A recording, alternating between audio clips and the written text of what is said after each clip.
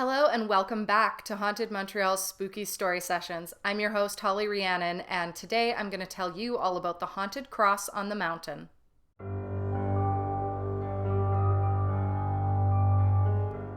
With over 500 documented ghost stories, Montreal is easily the most haunted city in Canada, if not all of North America. Here at Haunted Montreal, we're dedicated to researching these paranormal tales, and our channel brings you new videos in both French and English every second Saturday. Today, we examine the giant metal cross on Mount Royal, which is alleged to be haunted. But before we get into today's story, please remember to like, subscribe, and hit the bell button so you get notified every time we have a new tale to share. And hey, if you're already subscribed, a big thank you. Welcome back. We are so happy to see you again and happy to see you all after our little break. Now, without further ado, let's get spooky.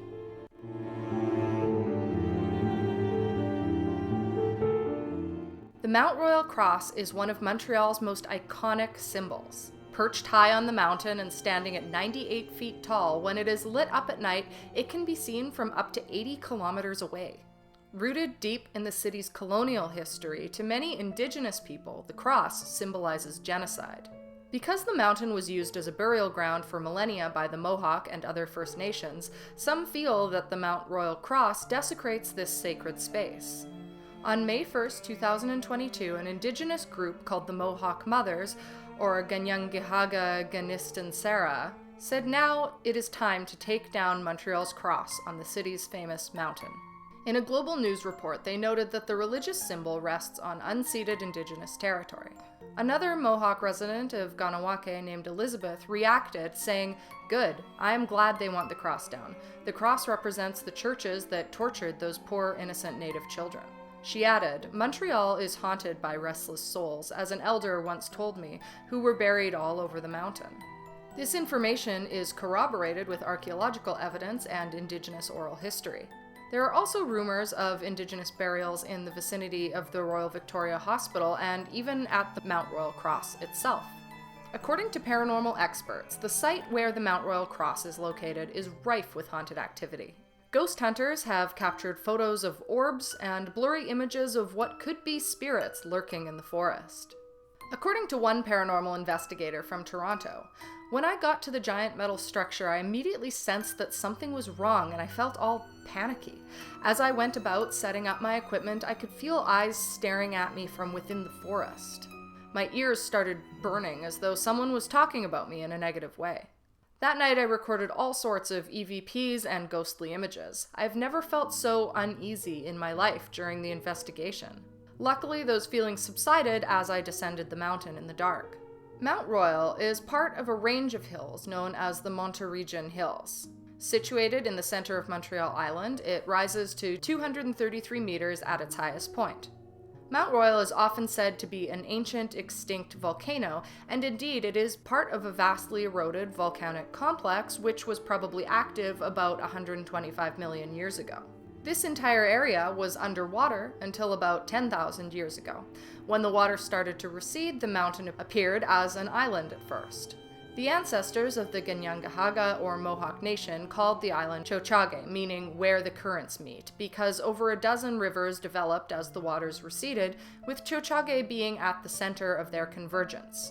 They called the mountain Otsirake, or the place of fire, because they would often build a great fiery beacon on the top of the mountain to attract trade delegations and diplomats from other First Nations for important conferences.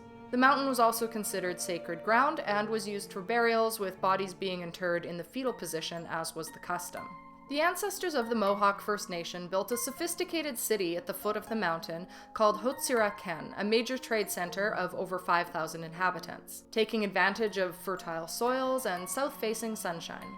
Hotsiraken was a sophisticated city with over 50 longhouses and had a wooden palisade surrounding it. The inhabitants not only traded, but also grew what were known as the Three Sisters: corn, beans, and squash.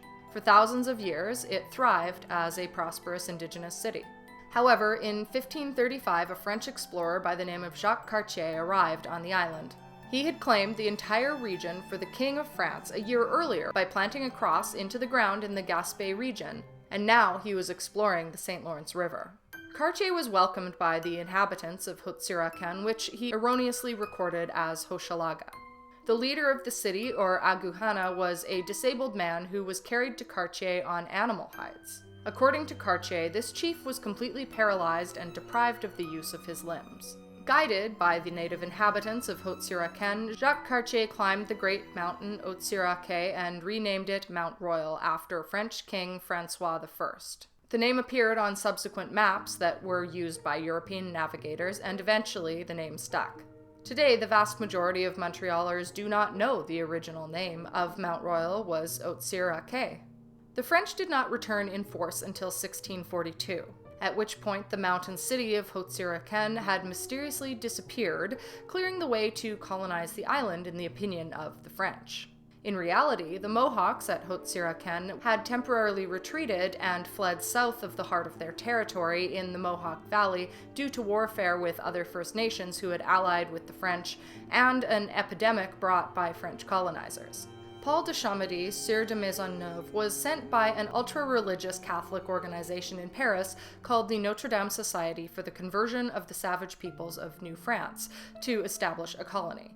This is not a joke, it was actually called that. In 1642, he arrived with 3 boats of soldiers, colonists, and religious authorities, and they established a fort called Vil Marie in what is now Old Montreal. Named after the Virgin Mary, it was intended to be a sort of New Jerusalem, a religious city devoted to converting First Nations to Christianity. There was a relative peace in the colony until the Mohawk First Nation learned the following year that the French had colonized Tiohtià:ke, which sparked a brutal war between French and Mohawk that lasted until 1701. Before the war, the young religious colony faced disaster on December 24, 1642, their first Christmas Eve. An ice jam caused the waters of the St. Lawrence River to rise, threatening to flood their colony. Sieur de Maisonneuve, Jean Mance, and the settlers prayed to the Virgin Mary for deliverance from the rising waters about to inundate their fort. De Maisonneuve built a wooden cross on the spot and promised to carry it to Mount Royal if the flood subsided. Miraculously, the waters receded. True to his word, on January 6, 1643, de Maisonneuve climbed the mountain and planted a wooden cross on Mount Royal to offer thanks to God for saving the settlement of Ville Marie from flooding. The location of the cross was not the same as the present-day symbol. Indeed, it was located much lower on the mountain, somewhere along Côte-de-Neige Road to the north of the Grand Séminaire de Montréal. During a pilgrimage to the cross in 1653, de Maisonneuve discovered that the cross had been destroyed by the Kanien'kehá:ka. He entrusted newly arrived teacher Marguerite Bourgeois with the mission of erecting a new cross and protecting it with a stake palisade. Accompanied by 30 men and a skilled carpenter named Gilbert Barbier, Bourgeois spent 3 days overseeing the construction of a new cross surrounded by a wooden palisade.